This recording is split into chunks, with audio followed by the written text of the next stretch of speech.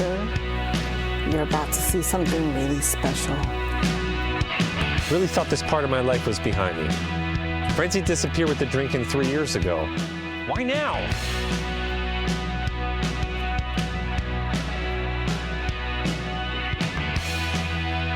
This makes no sense, and I'm right on the verge of freaking out. Back from your life, these people can be animals. what you burn, Thingy's out. some bitter things you should never Good cheese. learn. Wallow through the days. Remember, cosplay's not consent. So here's to me.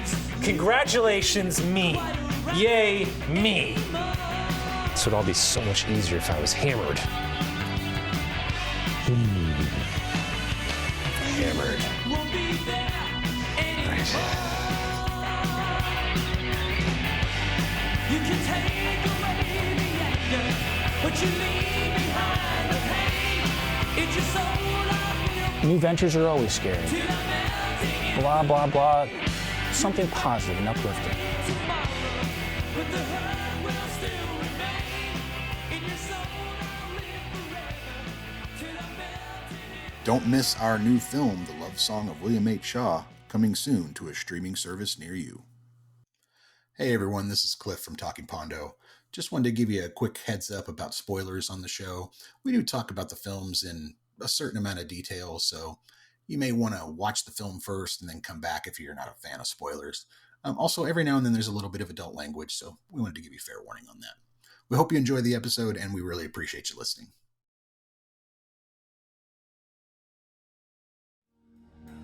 Welcome to Season 2 of Making Pondo and Talking Pondo. Talking Pondo is a podcast where Cliff and Marty give each other a film to watch and talk about them in detail. Some episodes will include a special guest. Making Pondo is a podcast where Cliff and Marty talk to people they have worked with and discuss their experiences on set.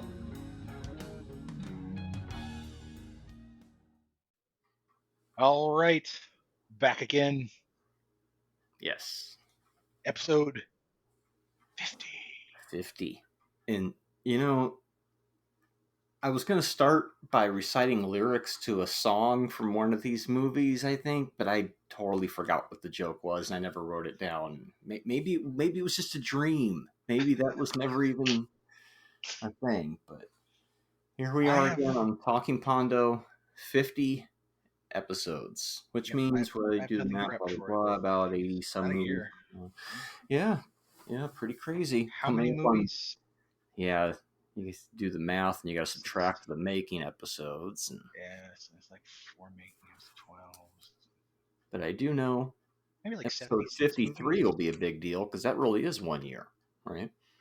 Yeah. 56, 53 weeks. So. Yeah, that's true. But we're having fun with episode 50. I'm Cliff, as always. Wait a minute. No, that's not right. Okay, got Took the me 50 medication years to cranked make up that. to 10 on this one. All right, yeah, I'm Cliff Campbell. He's Mhm. Marty Gatola. And we're here to talk about 2 films. Yeah, I've been watching too much classic Saturday Night Live, I think, at the weekend update. I'm Debbie Faith, and you're not. And you're not. Yeah, we stayed away from the 80s for a while, and then we came back to the 80s, because we always like to come back to the 80s, and we have this fun little thing called the 80s Classics list that Cliff made, where I went, you could make a whole podcast off of these movies. And then that and a bunch of other ideas, now we have a podcast. But our movies today were My Chauffeur and Fandango. And Fandango was one that wasn't on the list originally of the 80s classic. Along with Sophie's Choice and Risky Business, those have recently popped up on the 80s classic list. Snuck into the 80s classic list. And while I am being more of a purist bringing the original 80s classics movies to the show, this one has already bubbled its way onto the program. Yes. So, but we don't have to start with Fandango. We can start with My Chauffeur or whichever you would. Oh no, I mean I think you've got a perfect natural segue right into Fandango. So let's get to it. Let me grab my notes real quick. Yeah. What is Fandango? It's a place where you buy tickets to movies online. It is. But It this is. is actually a movie called Fandango from 85, was it? It is from 1985. It's starring Kevin Costner, Judd Nelson, and Sam Robards, who is almost fucking unrecognizable. Mm. Let's see. Marvin J. McIntyre and Susie Amos is the girl. But yeah, it's basically five college buddies from the University of Texas, circa 1971, embark on a final road trip odyssey across the Mexican border before facing up to uncertain futures in Vietnam and otherwise. It is 5 of them because the one guy Uh-huh. is drunk and asleep the whole time. Mm-hmm. And by the time it's day 3, I'm thinking, why is that guy still asleep? I kept thinking the same thing. What's wrong? What the fuck did they give that guy? I just kept thinking, Dead? first off, I kept thinking, what did they give that guy? And secondly, I admire the director's commitment to the shtick. So it might as well have been 'cause that- 4. Yeah. Yeah, because the other dude, the big dude, what was his He's always name? carrying him around, He's right? always carrying him around the entire time, and it just looks like he's just manhandling him through So the he looks like entire a movie. corpse. They're sleeping on him at one point. Mhm. That should be when he wakes up. Becomes one of Right. the characters, I would think. He wakes up at the end, and he has like 2 lines, and then he's out the door. He should have woke up when it's during skydiving or something, right? That would've- Right? No, Ah! no, we threw your ass out of plane. Now hit your they ripcord. put him on the fucking laundry. So, So yeah, it's set in 1985. Let me give you a little kind of storyline here, because released in 85, right? But set in that weird. And Morrison's still around, but Hendrix and Joplin have passed away. That little era of the early 71, right? 71, 72 is where it's set. Yeah, it was shot in 83, released in 85. Oh, that makes sense. I thought it had like that 84 It does. vibe. It has an earlier feel. It doesn't feel like 85 to 86. It doesn't feel like Karate Kid into, the rest of that shit. Well, Or no, I'm sorry, not Karate Kid, but it doesn't feel like Karate Kid, Lost Boys, into that type of shit. It doesn't feel like that at all. Learning that it's been shot earlier than I thought, it makes more sense and it makes me a little more forgiving of it. Yeah. It's a student synopsis film that was turned into a movie. Oh, so that's why one of the reviews I read was it's 40 minutes of story with padding to make it feature length. Probably, yeah. Well, that kind of makes sense too. So it was originally a student film called Proof, made by the director Kevin Reynolds while he was attending the University of Southern California, and it's a parody of Greek life at his previous school, which is Baylor. But apparently his dad is the president of Baylor at the time that he's doing this, and he doesn't want the Baptist college to get a bad name and his dad to get in trouble, so he changes it to the University of Texas for the movie. Spielberg gets attached, and Amblin ends up producing. Yeah. He took his name off of it, huh? Well, he apparently he wasn't happy with the way the movie turned out. Yeah. This is Kevin Costner's first starring role. Yeah. First for Kevin Reynolds too, and they went on to make a myriad of movies together that are like, they've got a questionable. We'll say them. It's like I'm a big fan. Well, we'll have to have Robin Hood, Prince of Thieves on the show. That one holds a special place in my heart because Rickman just chews the fucking scenery in that movie. It's so fun to watch. But I mean, Waterworld. The rumor is that their professional friendship or relationship ended over Waterworld, not their friendship, but their professional working relationship. And that was a $200 million flop. So yeah. Well, 187's a better movie than Waterworld, I'd say. But back to Fandango. Here's the storyline. So it's Austin, 1971. After graduating from the University of Texas, the Groovers, 5 close-knit roommates, realize that parting ways is more complicated than expected. So determined to make the most of their remaining time together, they embark on an epic road trip across the Lone Star State in a teal 1959 Cadillac. As they confront the looming challenges of an impending wedding, the Vietnam draft, and the pressure of finding a job, the young travelers must look in the eye and embrace the uncertainties of adulthood. So that's the synopsis of the movie, and it starts basically with them graduating. One of them is basically like a colonel in the ROTC, and that's Judd Nelson's character. And then Kevin Costner and the other dude, they basically find out that they're going to be drafted into the Army. One of them hasn't advanced in college. He's been in college so long that basically the Army's like, you're dodging the draft, dude. You're going to get drafted. And then the other dude has gotten drafted. So they decide to have this one last hurrah and drive across the border to Mexico and retrieve a bottle of Dom Perignon that they've buried in the desert. And so, of course, hijinks ensue along the way. Well, what about the whole? I was going to get married, and I'm running out on that. Oh yeah, right. So Sam Robards' character, he decided he was going to get married, but when he realized he's going to be drafted, he's like, I can't do that to her, and he breaks up with her. And then later on in the movie, he realized that's the stupidest thing he could have done, and that he should have married her. And his friends kind of help him make that happen. And the end of the movie is basically the wedding. And don't we also, the friends parting ways? From the very beginning, we find out that this fiance was Kevin Costner's character's Well, we don't girlfriend. we don't right? know that we don't dark. know that we don't know that's the same fiance until the end when she shows up. Oh, I know, but we can kind of start to put the A little bit, but I think it really hits hard at the end when she shows up and he smiles at her, and you go, Oh, I "Fuck, know. that's Really his before. ex, dude. Yeah, What the fuck?" I knew that like really early on. No, I didn't catch it. Maybe I didn't catch. There was some dialogue or something that was indicating that I didn't catch, but I thought it was a nice reveal. I always Judd Nelson's character Philip he's a real little rat fuck. I really, I thought Judd Nelson played him really well, and he was well He does written. disappear into it a little bit, yeah. He's real good. I mean, this kid's gonna go. He's gonna go to officer school, and then he's gonna go to Vietnam in '72 when the war's winding down, and they'll probably frag him in his tent because he's trying to get everybody killed. He's that type of dude where the people he's leading probably aren't gonna like him. Mm-hmm. I thought it was a good soundtrack. Right off, starts off with a good soundtrack. It's one of these '80s movies that early on pumps with a pretty decent soundtrack. Not my favorite songs, but there's some good shit in there. Yeah, those '80s road trip movies, they really are their own genre. Mm-hmm. Yep. Early on, this one had Death Proof vibes, where the guy's riding on the roof of the car and holding onto the seatbelts. I'm thinking, program. This is one of Quentin Tarantino's favorite movies, is a made-up quote that I thought when I was watching this. He owns a print. Frank Marshall and Kathleen Kennedy producing.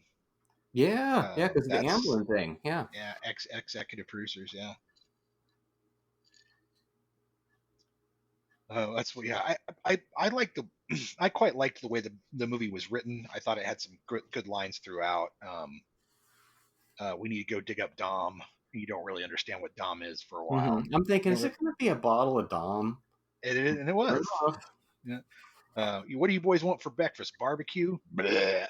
Okay, chili. Yeah, when you learn that it's a student film and he redid it as a feature, it makes a lot more sense to me now. Because if you don't know that, then it's like, oh my lord.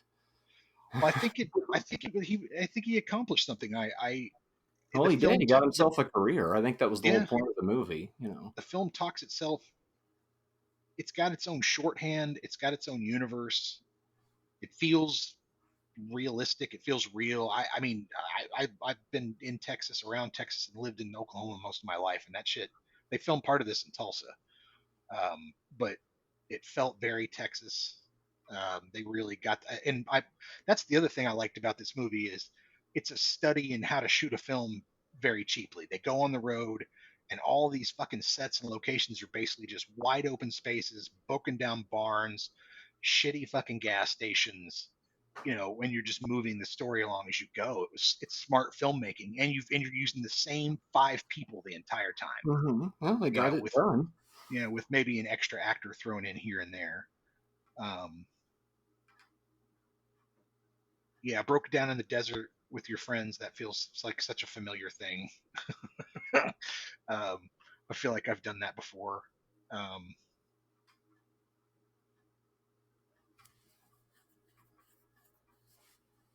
I love the fact that Kevin Costner's character is it's like we talked about with Frank Powers.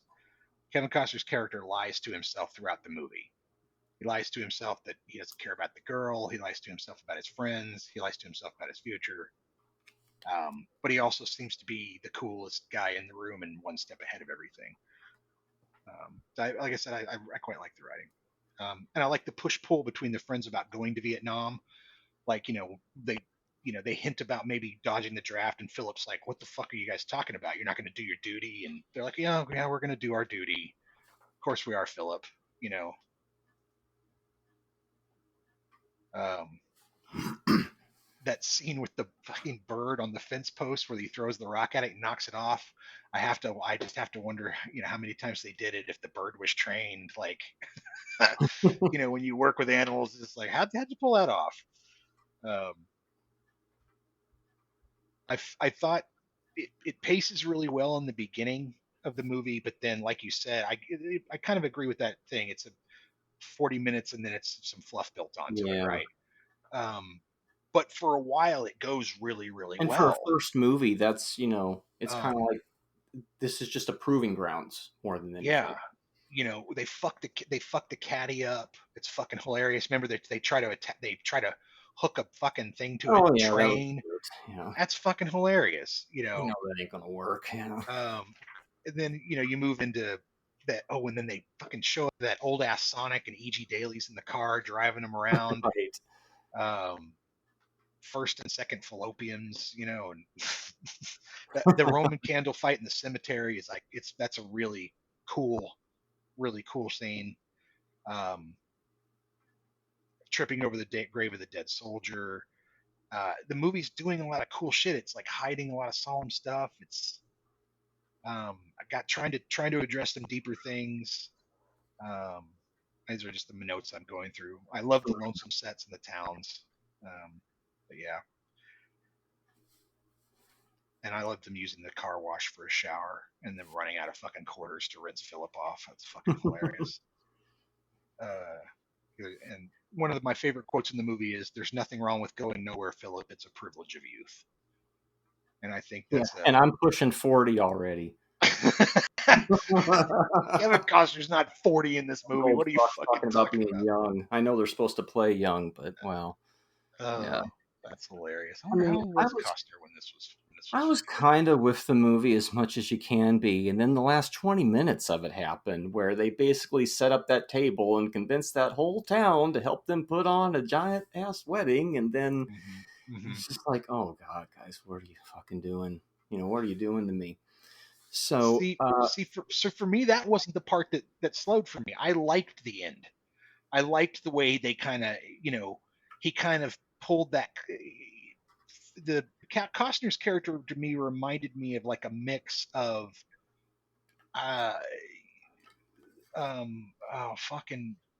those cool, smooth talking characters that were in the 80s, that these younger, fast talking characters in the 80s that were always kind of getting away with things. I'm trying to think of a couple of, the trope I'm talking about. So it made sense to me that in the end, he would kind of fool this town into pulling off this wedding for him, right? What to me slowed the movie down was all the fucking airplane shit. There was just dragged on and fucking on. Where it was like, dude, I would have cut 10, 12 minutes out of that right there. That's part of that last 20 minutes too, where it's like, oh, the tone has shifted considerably now. Right. It's gotten really goofy all of a sudden. Well, it's all that fucking stunt flying. Yeah. Where it's like, do we have to do this like this? Like, can we, I get it. It's exciting. And I think for me, I would be surprised if Spielberg was like, that's where it kind of falls apart, kid. Like you had this great concept. You had this good road movie. It's moving along for a good 45 minutes. And then it suddenly, it stops being a road movie. Yeah. It stops being a road movie. Yeah. Once they hit the airstrip, it stops being a road movie. And at that point, now you've shifted tone. Now you've shifted intent. And I'd be willing to. I think I bet that's why this movie's disappeared too. The jumping stuff is, I think, what part of the proof is in part of the original short. And yeah, from what I understand, Costner tried out for the original student film and he didn't get the part, but I guess he got the part in the bigger movie later. But I think that what they should have done was basically just like showed up at the airstrip, done the little like, you're going to do the jump and you guys will go to Vietnam. Yes. Okay. He does the jump. It's funny. And then we're done. We get the fuck out of there and we go back on the road. And then we figure out the rest of, what's going on. Mhm. instead they lingered at that fucking airstrip forever and forever and ever. It was cool to see an old ass Sonic, by the way. I haven't seen an old ass fucking Sonic in a very long time.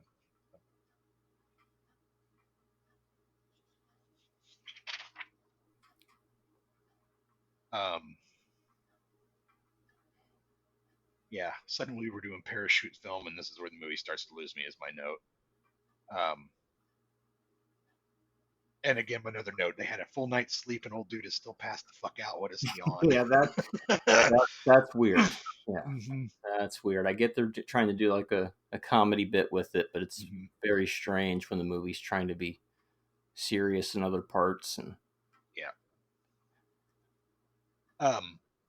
I think 4 years later, if you're making this movie in '87, you turn that it's whole so different. you shoot the plane sequences as montages. You Mhm. speed the whole thing up. The pacing completely changes. You give the fiance a character, perhaps, and Yeah, dialogue instead of just being there to be the object of affection. yeah. She was That was she a was nasty yeah trope. I didn't. more almost like a memory that shows up to be reality at the end. Well, I'm an asshole, so I'm just go back and fix it all. It's what? Look, I hated this movie. I absolutely hated this movie. I need to apologize to the makers of Zorro and the makers of Scrooged, because Cliff has now handed me the worst movie that I've watched for the podcast so far. I've never seen this movie before. I maybe have seen 5 minutes of it on cable back in the day. Always got it mixed up in my mind with Silverado, the title. Completely different movie, obviously, but this Fandango thing never stuck in my head. And it's just so many bad tropes and just it. You talk about the 80s.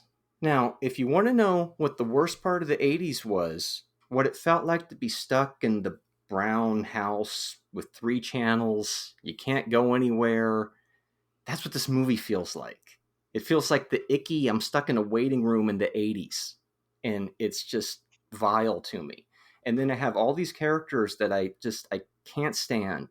They're basically like what I think when people think of Entourage and they think it's that. No, it's actually this. This is the thing where these characters are kind of despicable, and it's gross. He's trying to hook up with the underage girls at one point, and we're privileged white rich kids. We got to go off to fight a war. I don't care.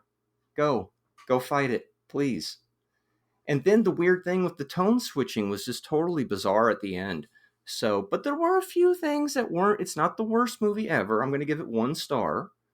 I've definitely, there was a few things I liked, but overall, oh God, oh man, it was painful for me to sit through this.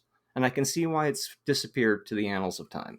I can see why Spielberg took his name off of it. I mean, it's a cult classic. I mean, it's a lot of people love it, and I don't get it at all. I did. I got it. Not to defend the movie, but I think it was Philip who was talking about hooking up with the high school girls, and the other two were like, "Well, no, we're not doing that." And they didn't anyway. And they didn't anyways. And I don't find them reprehensible characters, and I feel like the concept and the thought of, and that was not super common. It was more common in the 70s, but movies about going to Vietnam and having to go off and fight a war that you don't want to fucking fight was way more common. Mm-hmm. Right? Vietnam was not a popular war. Kids didn't want to go fight it.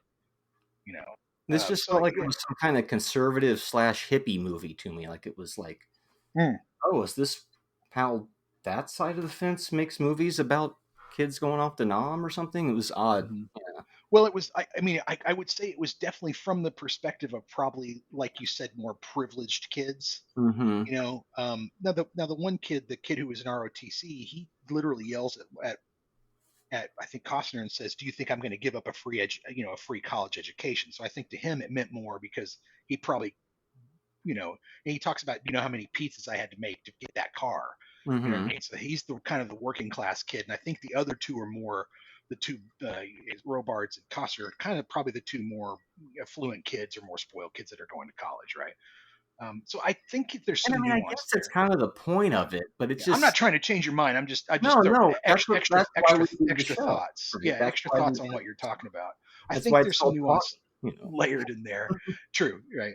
I think there's some nuance layered in there, and I think that nuance really struck with me. I think maybe because I grew up in the Midwest and this is more of like set in the Midwest, maybe it has some resonance there. I remember seeing this movie on cable a lot, but always fucking skipping over it and not liking it. Like Mhm. I didn't like it. I didn't understand it. It didn't speak to me. It didn't, it was about more adult things than I was interested in watching at 12 years old. You know, uh, you know, anyway, and I think that reveal at the end where I didn't catch that. I caught that the two of them used to date, but I didn't catch that that was his buddy's fiance. Mhm. Maybe I somehow missed it, but anyway, I thought it was pretty well done. And so like, oh, you walked out on me, but oh, it's okay. We'll get married anyway at some weird place, and I still won't Right. talk or have any personality. There's a few things that they could have tweaked a little bit, you know. Look, we had a character who I mean, was she a had a she woman had a that few doesn't lines, talk, but yeah, I mean, it's but not. She didn't have much chance to build any kind of character. Frenzy has a personality and she conveys stuff and she says things without saying. This character is just literally her character's name is what, the girl? Yeah, And, but and then she just shows up and she's it's on like, this guy's a piece of shit. she's on camera for 5 minutes. I mean, we put Frenzy on camera for 3 movies for a lot of time, so we had a chance to build that, and they Mhm. didn't. That's not the person that they. That's not the. That's not. I think they did that on purpose. They wanted her to be sort of the everything girl, right? And also, she was a model at the time, so I don't think she was a very accomplished or experienced actress. So maybe they were worried about giving her too many lines. I don't I know. just think it's a shitty trope. They could have easily given her a little person. How does she feel about all this? You know? Well, but I mean, now again, now we're cutting. The movie's basically focused on these 4 or 5 guys for most of the movie. Now, if we're suddenly cutting away to talk about this girl and how she feels and this Well, person she's over such a here, part now of it's it, though. now it's not a movie about the 5 guys. Well, they're going to make Um, it about him walking out on his marriage, and that character is supposed to be important. That's just how I feel about it, I you see. know? Oh, I hear you. I see what you're saying. And it's like if they had just done a little bit of that, but ultimately, if they just hadn't gone to hijinks land in the last 20 minutes, Yeah, that was the thing that sent it over the edge for me, where I was like, yeah. I was going to be very forgiving. And now the fact that I know that it's a student film that was padded out, it makes more sense to me why. It's more like, look, I want to prove I can make a movie so we can get more work. We can get everybody's foot in the door, get going. And this one's not really one that we're going to. I mean, I wonder how Kevin Reynolds feels about this one today, you know? I'd be interested to hear his thoughts on it. Because most people hate their first couple movies, like we were talking about before. It is a sudden shift at the end to be suddenly like, It's weird. oh, it's time for Little him to get Tom married, Sawyer. and it's one last caper to get her there, and more flying with the hippie, and it And I'm sort going of to loses throw out the it bottle loses of Dom without even drinking it. it loses its way, and it But tone changes and it wanders. when Yeah, he runs up to that rock, though, I got really scared because I'm like, he's going to fucking fall off of that thing. I think yeah, he's doing yeah. once. So That was a. I wondered about that myself because I'm like, Jesus that's Christ, scary. that looks dangerous as fuck. Yeah, But you know, they used to be nuts when they were making movies back then. So, yeah. And but I feel everything like you said about the movie is valid about the way it was made and all that, you know, because I think it looks fucking that's the great. things that make it, you know. That's the one thing I think about is that like that car looks great on film. They shot it. It's beautiful scenery, and it breaks down at the end, the story wise, definitely. But I Yeah, think I just wish there was especially a little more in there. And there's a once lot they of hit the butts road, for a PG movie. yeah, a lot of male butts for a lot I'd of male forgotten about butts. that. That was You will early see. on.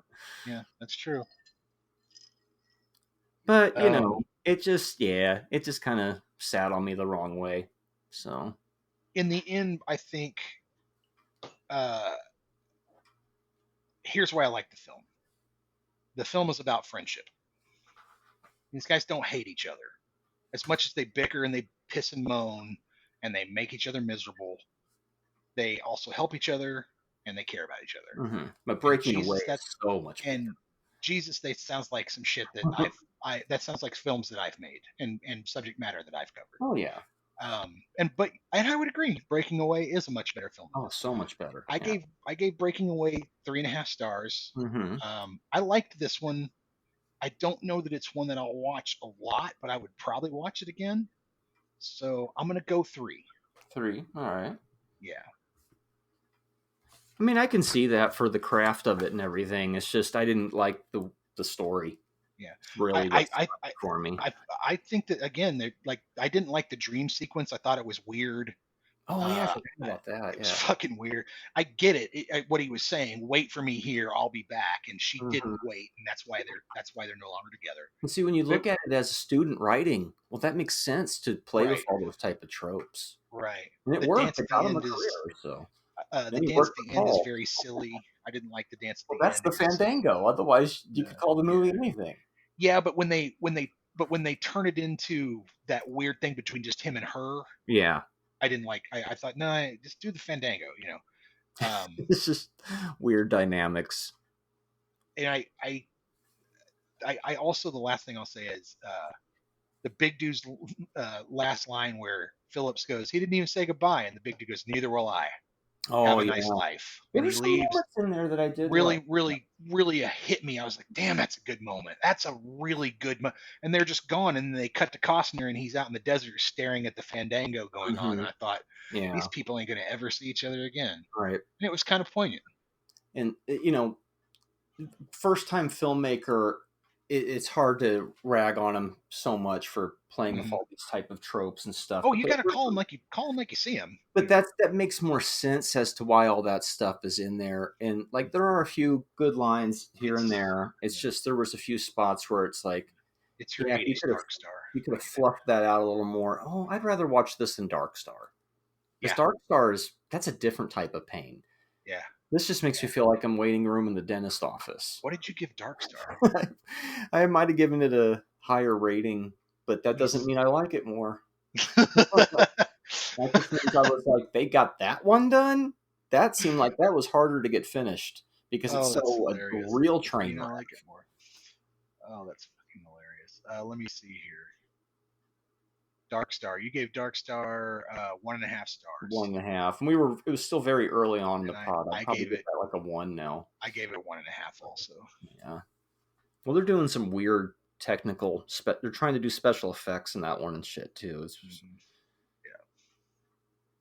All right, so you gave it 1 star, which I think I get it. I totally get it. But I'm gonna go 3 because I just felt like I had a different reaction for it. But well, that's what we're gonna call that. And now we're gonna move on to. I went into it real excited too. Did you? I was like, "Ooh, I don't remember this movie." And then it was like, I think I might have seen that beginning, but after that, I don't.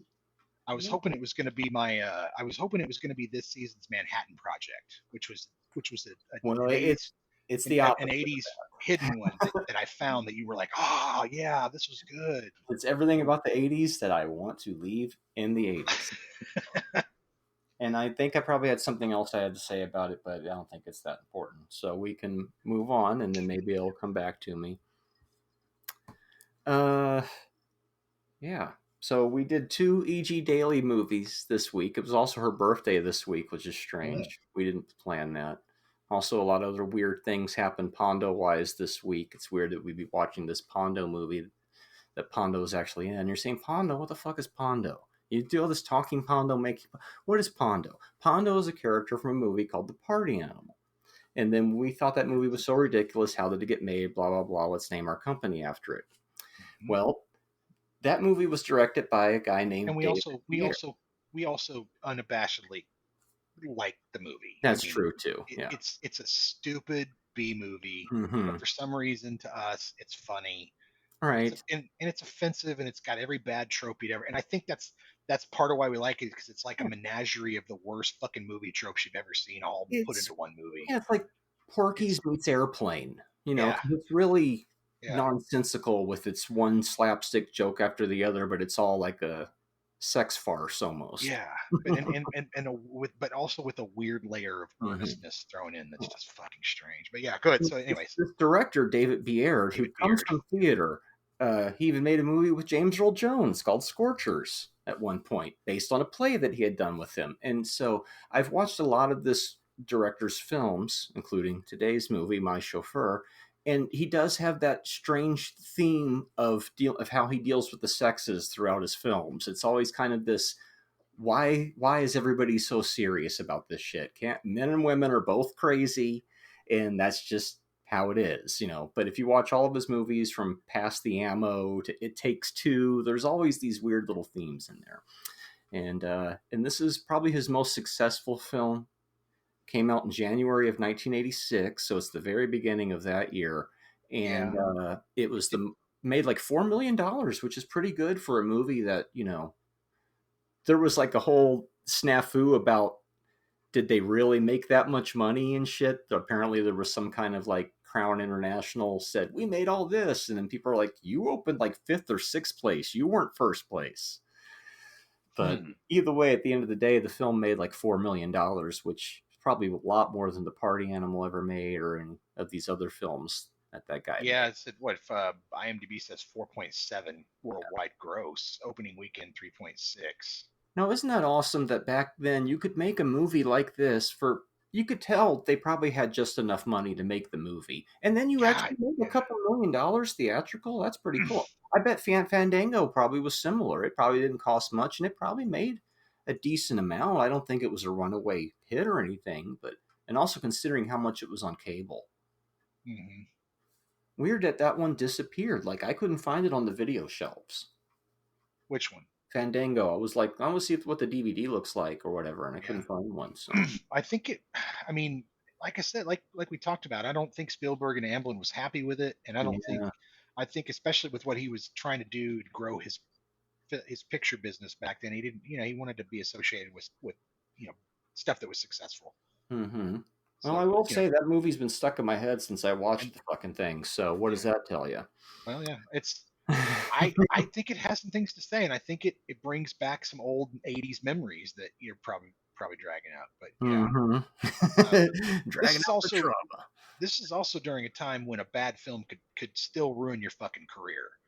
Like this is when a time when you go to director jail and you don't work for a while, you go to actor jail, you don't work for a while. So it didn't do that. I mean, it didn't do well in the box office, but it didn't do so poorly that it kept Costner and others from getting. Oh, not at all. It springboarded everybody. Yeah. Mm-hmm. So, what is My Chauffeur about? My Chauffeur. Oh, yes. So, My Chauffeur is, hang on one second, sir. A free-spirited young woman upsets the status quo at a stuffy Brentwood limousine service. Storyline. A free-spirited young woman upsets the status quo at a stuffy Brentwood limousine. I'm kidding.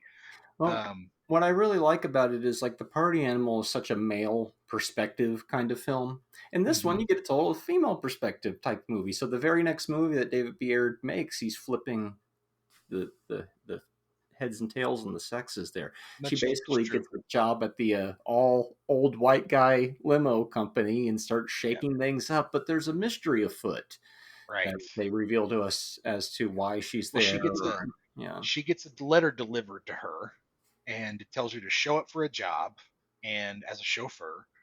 And later on, we find out that there's one of the guys that's working as a chauffeur is talking to the main guy who owns the company.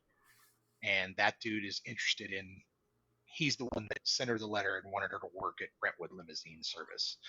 And of course, being a woman,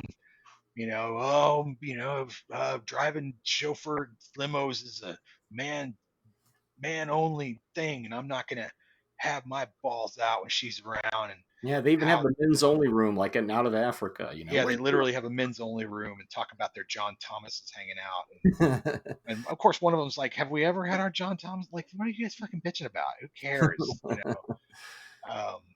My favorite part early on is when she it's so bad when she blows out the old man's match, but then she also spills the thing on him and she's wiping him off. Oh yeah. Like, if you'd stop masturbating that man and sit down. And I just every time I laugh. It's so childish. And almost 15 minutes in, she's chauffeuring. It's like that. And it's because, like in Hell Night, Linda Blair we knew that she was going to be able to jumpstart the car. Well, right.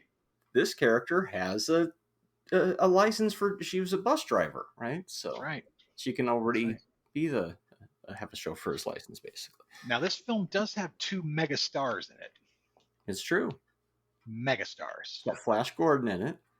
Mm-hmm. It's got Sam Jones in it, but and I'll say this: one of the reasons I like this movie is because I liked Flash Gordon, and this is the only other fucking movie I've seen Sam Jones in that I can remember. So anyway, We got yeah, Howard Penn and Teller's Hessman. in this too. Yeah. Oh, Penn and Teller. Yeah. Mhm. Howard Hessman. Yeah. Yep. The funny thing about Penn and Teller is very early on, you can see a billboard that says Penn and Teller, like in the first 10 minutes of the Right. movie. That's great. And then when they Stamina show up, movie. when they show up later towards the third act, it almost feels like, are they just in their own little Penn and Teller movie? Is this going to have any impact on the script? But it does. Yeah, it gets her does. basically fired. So Yeah, they take the movie over for 20 minutes. yeah, they do. There's And just it's like, their okay, first and then it's Penn and Teller in the third act up to here, and then here's our denouement, and we're done. Thanks. Mm-hmm. Yeah, and I'm writing about the other movie. Penn's character in this one's pretty 80s, oh my god, as well. So, but she's kind of minding her own business, and later they're like, "You can't run a whorehouse on wheels." It's like he was having a good time. We are not interested in change, and then it comes barging through the door. I love it. Mm-hmm.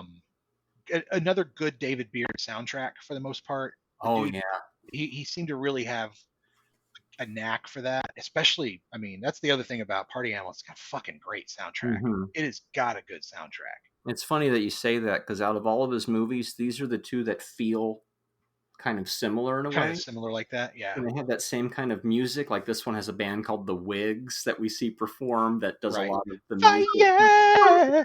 That's what I think I was going to start the show with those lyrics. And then we find out in the end credits that the music supervisor was Matthew Causey. Matthew D. Causey, apparently. And he's who played Pondo in the first movie. And apparently he's a film instructor who lives in either Scotland or Ireland now. Because we love him. Remember when I sent you that Party Animal newspaper clipping a few weeks ago? Yes. Well, there were some responses to it. And one person mentioned that he was a teacher. And we already knew that, hence Dr. Pondo. And there was another person who responded, and they said something like, "Oh yeah, I worked on this movie. It wasn't a fun experience." Wow, or something to that extent. So I've always sure that if I heard the horror stories of what it took to make the Party Animal, it might make me go, "Oh my god!" But well, I mean, Crown International's one step above American International. I mean, Crown International made a lot of exploitation type films, along with these. Like I think Crown did Jocks, Coach, Pom Pom Girls or one of those. Oh god. I can't. Maybe it wasn't Pom Pom, but one of those. Teen, no, you're right. You're right. I think it was Pom Pom. But anyway, so this for Crown, this was actually a decent film. I mean, there's very little nudity in it. I remember seeing ads on TV. Yeah, I saw ads on TV. God, I want to say I saw it in the theater, but I don't think I did. Well, but I would have if I could have gotten in. The nudity is much more constrained. No, it's much more restrained. There's still pieces of that from that movie, but it's lessened. Yeah. Yeah. I like the fact that the main character doesn't. It's not tomboy. You know what I mean? It's not one of those. Yeah. It's not one of those. So, right away, the writing is not, in my opinion, the writing in Fandango, the dialogue is a lot better than My Chauffeur. But I like the gags in My Chauffeur a lot better than I like the gags in Fandango. My Chauffeur's kind of all over the place. Yeah. Yeah. It's got that frenetic energy. Mm-hmm.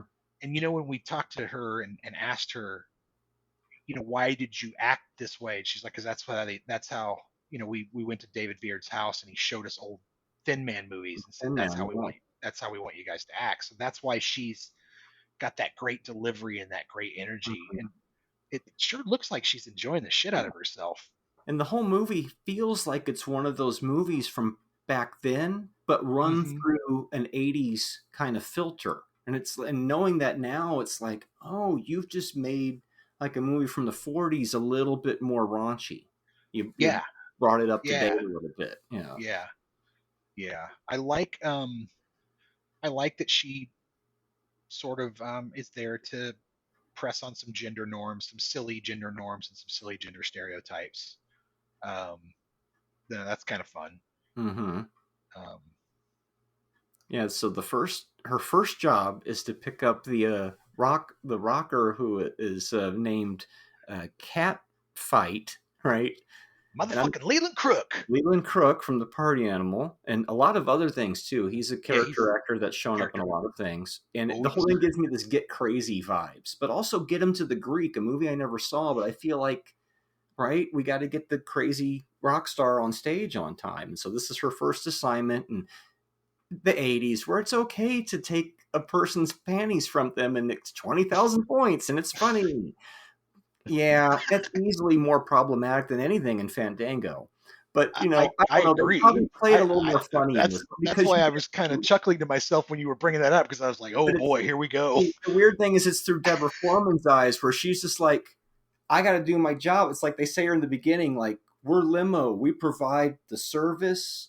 It's not about this or this side or this. When they're with us, it all disappears. And so she's just like, I'm going to do that. But you're wondering, is she okay with this rock star assaulting this woman in the park for laughs? And that's where another she literally says when she's getting dressed down later about it, she literally goes, she was worth 20,000 points. 20,000 points. Yeah, she's the ultimate limo driver in that way.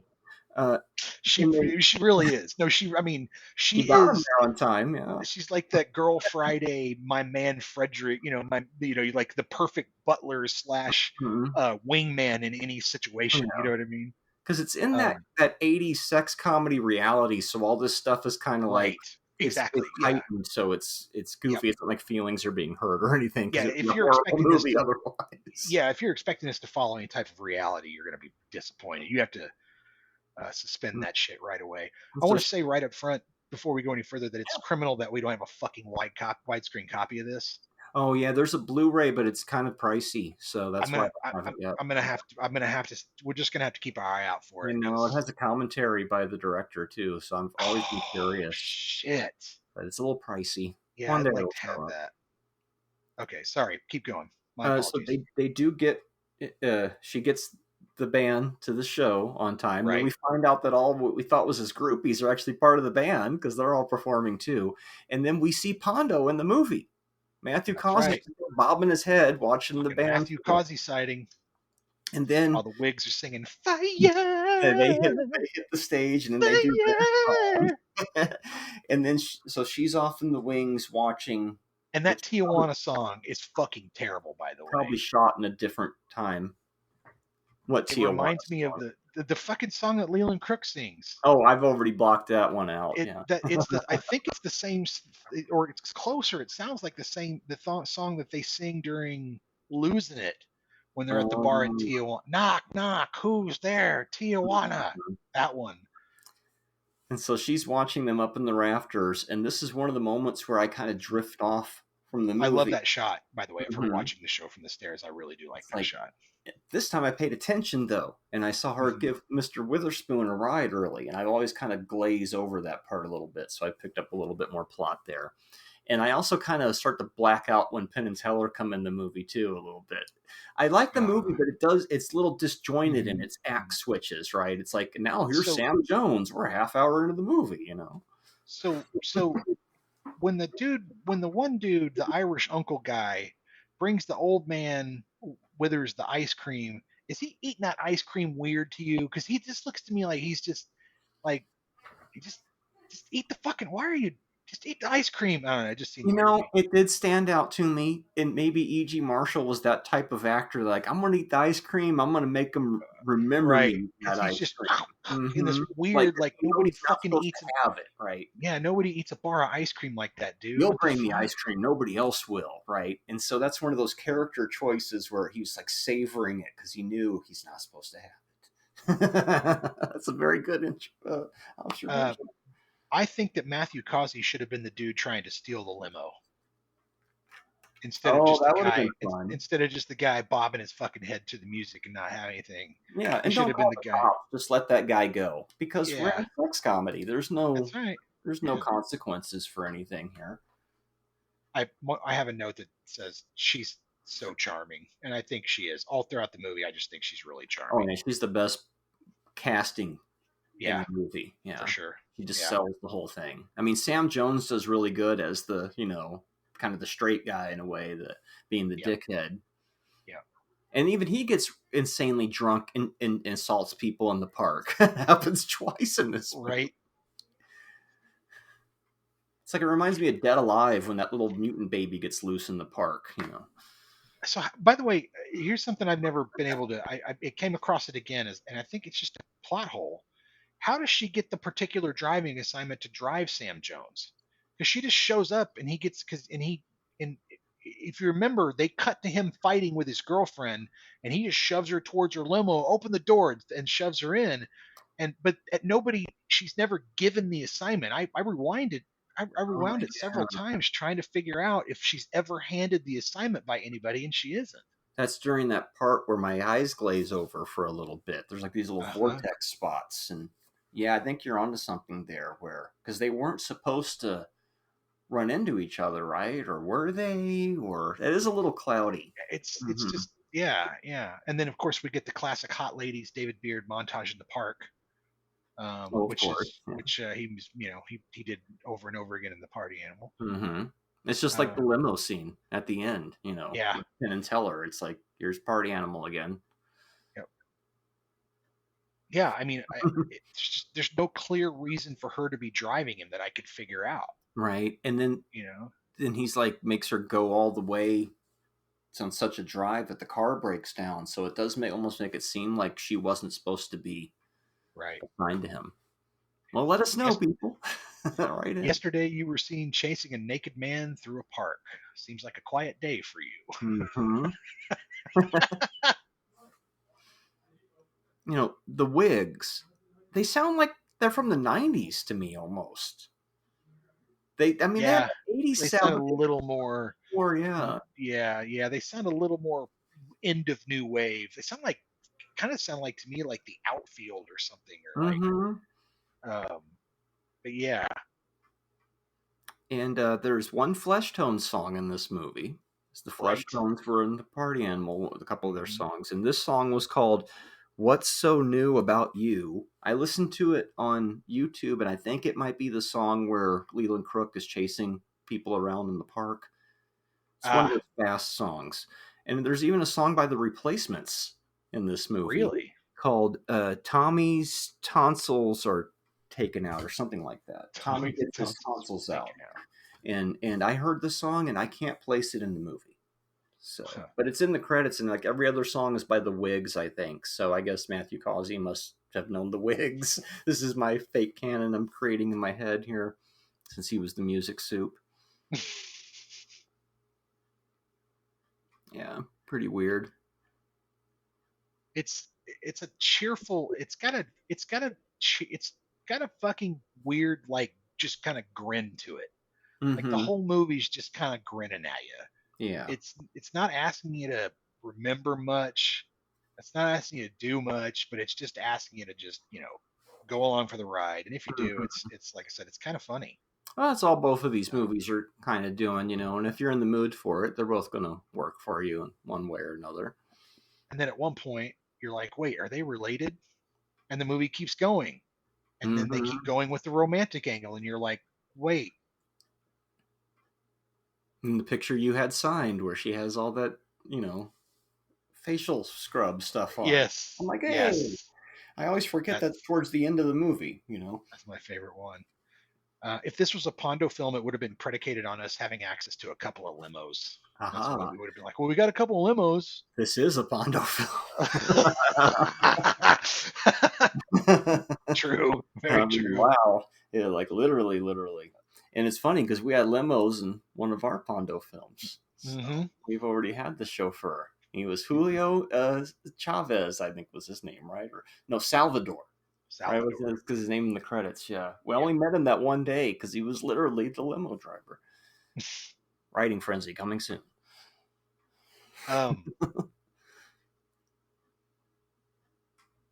yeah, thankfully they're not related. We find out very soon that you're not the dad. I'm the dad. Oh, so that's why they all remembered her mom. Yes. And so when she left, they're like, oh, I was starting to get used to her being around, Like, oh, she got around all right, apparently. The movie ends, but it's got a good heart to it, it seems like. Her character reminds me a bit of Val Kilmer in Real Genius. Oh, yeah, which she's in, strangely enough. She is in that. but it has that sort of that, and I'm not talking about the, intelligent, not the like I'm a genius thing, but the whole like fast banter, good quips and comebacks, and a kind of a nonchalant, it's kind of like I don't care attitude towards Mm-hmm. all the silly shit that you're into and think is so important, you know. It is Um, Babe, isn't it? She keeps calling. That's like that's your dad. yeah, it is Babe, isn't it? Yeah, I It's love it. great to watch this movie with captions on because then I caught all the little snappy dialogues and Yeah, stuff. you get me. You've hit bottom. I'm the last cookie in the jar. Mhm. That's good shit. I love that. Oh, you know? see, she was the only limo driver available. That's why. Yeah, That's why yeah. she drove Sam Jones, right? I guess so. I mean, it's. I guess it's kind of afterwards. Yeah. It may even be no. It's the second. That's the second trip when That's the when they second go when it time. turns into a road movie for a minute, Oh, that's because right. that's when it turns into a road movie. Yeah, they're both road movies. In a Um, way. Who would have thought a movie called My Chauffeur would be a road movie? yeah. Oh, and then fucking Francis from Pee Wee's Big Adventure shows up Oh yeah, so with a hot weird. wife. So we got That's a Dottie in one movie, and we got yeah, Francis in the other movie. fucking weird, dude. Next week, Pee Wee's Big Adventure. I found the lovemaking scene just weird. Yeah, at least it wasn't gratuitous, but it felt Yeah. like Sam Jones is like, well, shit, I'll show my butt if nobody Yep. else is showing anything. So, Yeah. Oh, nobody's gonna show some ass. All right, you can film mine. all right. Film my butt, Timmy. A lot of butts this week. See, that's It's what people forget about the 80s. There was a lot of butts.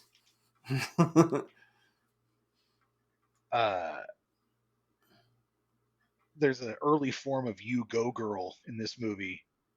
She says, "Where's the toilets?" And he says, "That's right, girl. You tell him." And it's kind of like "you go girl" type of thing. I thought that was Mhm. fucking funny. I liked that Checkers location, that hot dog stand. I thought they kind of lit it well that last time that they Yeah. used it, and they just kind of created their own like fake famous LA hot dog stand. I Mhm. thought that was a smart and cheap way to do it. Yeah, you could tell they didn't have a whole lot of money to work with, but they made it all connect, right? They had their few locations, the limo. Mhm. Actors probably got most of the money, I would guess. And Yeah. we got Penn and Yeah. Teller. They've never been And in the then, movie and then before. well, and this is about the time they show up. Here comes Penn and Teller, and the scenes are really strange because it's basically about Penn See? ripping off Teller through most of the Yeah. bits. So And you can calling him Abdul Clampett, Oh, gee. and The you got 80s. to dry well, Abdul. And I wish we'd asked Deborah about the whole Penn and Teller Yeah. stuff. Say you've got one of the lines is say you've got an appointment to buy out a cinema chain. And I'm like, that's fucking weird. Mhm. But yeah. So you can connect the party animal to Mystery Science Theater in 1 degree of separation because of Penn Jillette. Because he's linked to MST. He's the fucking Comedy Central narrator and so many other things. And he's never actually been on an episode, but still. Yeah. Would have been some alternate reality Joel is in this movie instead of Yeah. Penn Teller. It's it's like you said, David Beard handles these sex situations and nudity, and he just kind of has his own weird morality and Mhm. nudity in the movie for reasons, but he doesn't do it. Sometimes it's kind of gratuitous and sometimes it isn't, but if it's gratuitous, it's just fucking gratuitous. Mhm. Not and I don't mean like uh X-rated or anything. It's just like it doesn't have any reason to be there. Yeah. Like it's just like suddenly it's just there, and you're like, because he's just like, Mhm. oh yeah, the studio says I need 4 frontal. Okay, well, let's get that. Blam, and then cut it in. Okay, great, move on. It's so weird. It's like Mhm. like its own vignette in a way. Right. Put the titty vignette in, and let's move the fuck on. And then all those vignettes shot by Peter Deming. Yeah. Because he was the second unit photographer on Guardian. Weird. It's so weird. God bless Pondo. Yeah. So I figured that would be a good one for number 50. We've hit we've done the pod enough now that it's like, let's bring in an actual Pondo movie, not the big one, but one of the other ones, you know. There's a great choice. The ending's so fucking weird. Like, because at the end, if you've only never seen this movie before, you're like, what the fuck is going on? Is this incest? Like, And it's like, and uh-oh. like she literally looks at him and goes, "We've been bad." It's like, oh my god, what the fuck? Movie, explain yourself, Yeah. right now. And of course it talking about the other does. movie. And then it does, and everything's like, oh, okay. You know, the plot sort of unravels, and it's a giant vomit of exposition. Yeah. And then the movie just kind of gives up at the end. It's over. Yeah. You know, and I still love it. I desperately love that movie. Like one of those You know, older 40s movies. but Like, I can't. it's over. Yeah, but I mean, I have to judge it on its technical shit, and I have to judge it on its being a film. Mm-hmm. You know, for me, this is you know, it's like they say about baseball: number 1 in your programs, number 12 in your programs, number 1 in your heart. Right. Mm-hmm. This for me is in my heart is probably a 4-star movie, but on paper it's 2.5. Okay. It's just 2.5. I give it 3 because there's enough parts that make me smile, but I'm right there with you. There's like I said, there's some vortexes where it's like, what happened? Yeah. And it's like I stopped paying attention during vital exposition moments. I mean, if I compare Fandango and this one and look at which movie is honestly better made, I'm gonna go Fandango. Fandango has better craft, but it's better craft. Yeah. You know, they both have their own major weaknesses for sure. But yeah. Yeah, there's just. But like I would also say to the viewer or to the listener, give them both a shot. You never know. Especially if you want to experience what I was saying, if that maybe that's the way for you. Like, the reason I said that I hated it is because it gives me that vibe. Mm-hmm. Not because of anything happening in the film itself, but because I'm just back in the goddamn waiting room again. It's such a gross feeling. It's like, oh, get it off, please, get it off. That's a weird sense memory. Mm-hmm. But yeah, I mean, you found a weird '80s movie that gave me some old memories back. So I think I had the same reaction to, like, what was it, Hell Night or Road Games. I'm sitting there going, Games. is this what he felt like when I made him watch Road Games? Oh my god, I have to apologize. That's exactly what I felt like.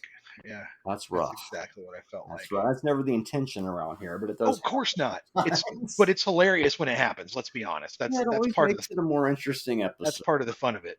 Don't hold back. Just say it. It's a movie. You know, we can talk about another one next week. Can't believe I can't believe you hated Fandango that much. Oh, that's man, hilarious. It sat on my head. But yet you forget you're watching Judd Nelson. You know, so it's before Breakfast Club for him even. So what do we have next week? Is it next week. Okay? Is it well, next week? What is next week? Talking with guests, or are we just? No, we're just settling back into some talking for the time being. I think it is. Cool. We got. I've got a doozy for you. Here we go. I think starting in about 2 weeks from now, we'll have some guests on again. But I think for the next 2 weeks, it's just talking again. So for big episode 51. You gave me Ethan Hawke months ago. You beat me to the punch. But nobody's given Richard Linklater yet, so your movie is Before Sunset. Oh, okay. It's been a minute since I've seen that. Okay. No, excuse me, Before Sunrise, the first one. Sunset's the second one. We're not going to. We're watching part 1 first, so sorry. Okay. Sunrise. I always get those mixed up, you know. Got you. Okay. So we're going to go backwards here into the 50s. Ooh. And I'm going to give you a classic that I don't think you've seen. I haven't seen it. We're going to go with Night of the Hunter from 1955. Okay. One of Frank Conniff's favorite films. Supposed to be stellar. Supposed to be really, really good. This is very funny. A lot of people consider it a horror film. It's true. And from what I've just read the synopsis, I can see why. Yeah. Okay. It's supposed to be really good. So this will be an interesting dichotomy. Mm-hmm. And yet probably we'll always find that weird Venn diagram where these cross over somehow. Well, I liked how Fandango crossed over, and I like how you vehemently hated it. I thought that was very funny. It hated me, I think, was what happened.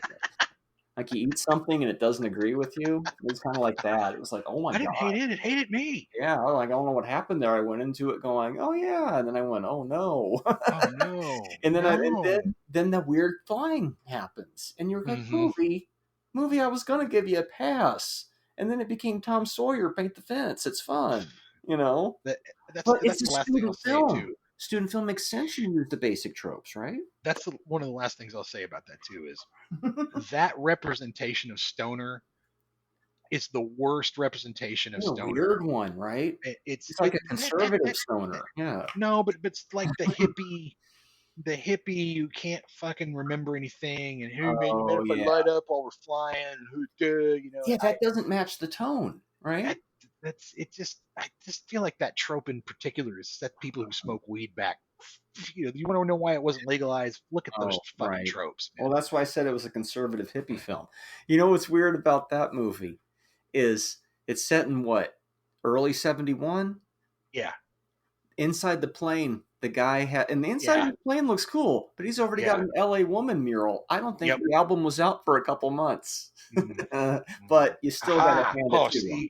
You still got to hand it to him, though, because that's still pretty good art direction, though. Yeah. Because who's going to notice that, you know? Yeah, you. Me. Because I'm looking for that shit, you know? You put a date up at the beginning of your movie, and I'm like, oh, it's this time period? Riders on the Storm was not out yet. Watch somebody write it and go, actually, it's okay if I'm wrong. Well, that doesn't necessarily mean that the key art for it wasn't out. That's true, but You know, enough to have that whole mural inside your plane. But what else does that guy got to do? Right, exactly. He's a stoner. He He's a paints the stoner. whole That's all thing he himself, does. right? Yeah, exactly. Eat cereal and fucking walking around with that cereal glued to his lip. Ugh. DB Cooper and was he flying and eating a bowl of cereal at the same time? No, he was eating the bowl of cereal first, and then when he got there, he was smoking weed. While he was That's right, because it's always sunny flashbacks. Eating a bowl of cereal. Is that defensible for getting in a car wreck or not? But anyways, we'll be back next week. Another episode of Talking where it's more diverse films, and we got some Talking with guests coming up too. So Night of the Hunter and what was the one you said? Before Sunrise. Sunrise. The first one. If you put it on and everybody's a little bit older, you've put on part 2. Eject. You got it. All right. Well, folks, let us know how we're doing in the. You can text us or hit us up with comments on social. We're all over the socials. And, if you follow us on Spotify, give us that 5-star rating. We've never asked for that before. Apparently, that's supposed to help. So. Yeah, and we won't say like and subscribe, but go ahead. Do it if you want to. If you're Smash listening to that us on button. YouTube. Smash that button. On YouTube, yeah. Good. Yeah. All right, man. Till next week. All right. Later.